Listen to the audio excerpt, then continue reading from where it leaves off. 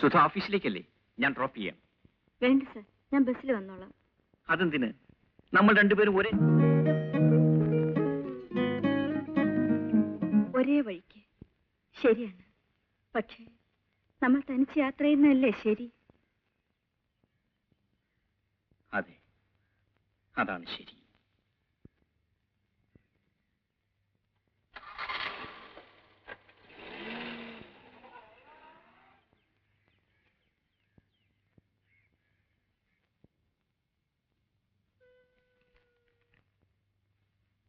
Hello sir.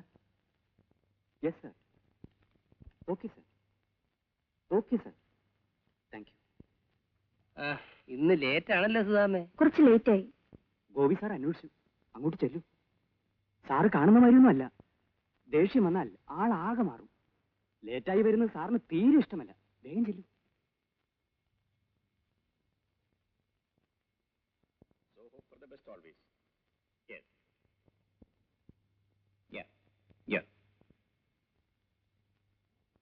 Sir ക്ഷമിക്കണം, late ആയിപ്പോയി. ഒരു ബസ് നിർത്താതെ പോയി, അതുകൊണ്ടാ. ഇനി വൈകി വരില്ല സർ.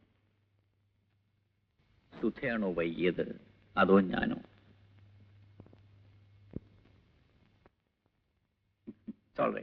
ഇരിക്കൂ.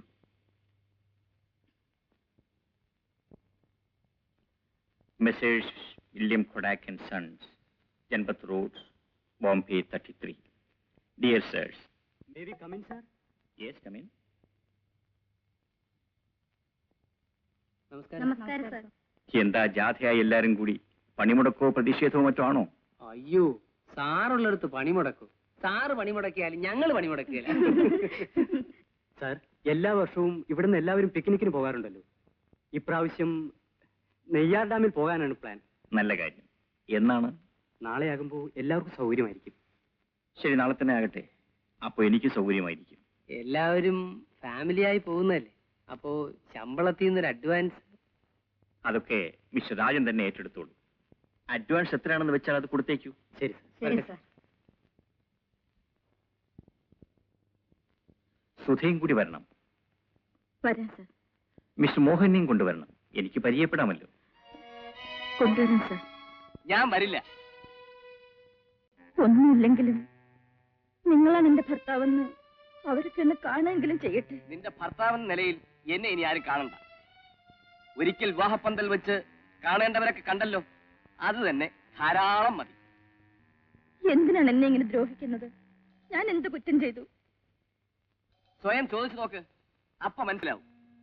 മനസ്സിലാകുന്നില്ല, അതുകൊണ്ടാണ് ചോദിച്ചത്. എന്നാ മനസ്സിലാക്കണ്ട.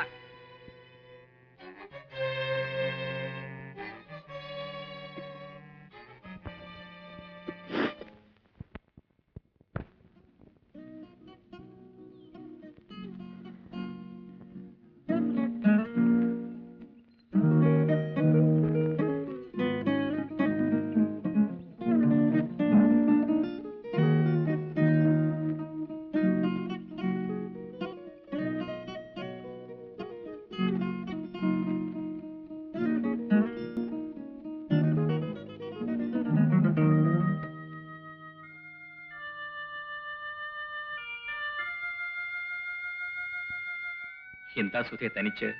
ഒന്നുമില്ല. ഇരിക്കൂ. മിസ്റ്റർ മോഹൻ വന്നില്ലേ? ഇല്ല. എന്തു പറ്റി?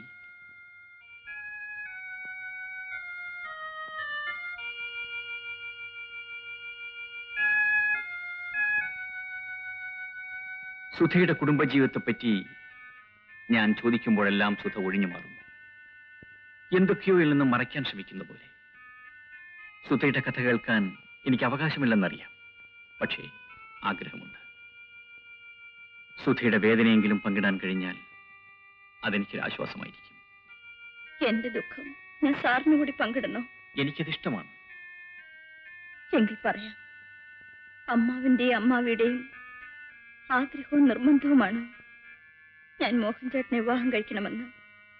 അദ്ദേഹത്തിന് എന്നെ വലിയ കാര്യമായിരുന്നു. ഒടുവിൽ എല്ലാ ആഗ്രഹങ്ങളും ഒതുക്കി വെച്ച് ഞാൻ വിവാഹത്തിന് തയ്യാറായി. ആഘോഷപൂർവ്വം വിവാഹം കഴിഞ്ഞു. ആദ്യ രാത്രിയിൽ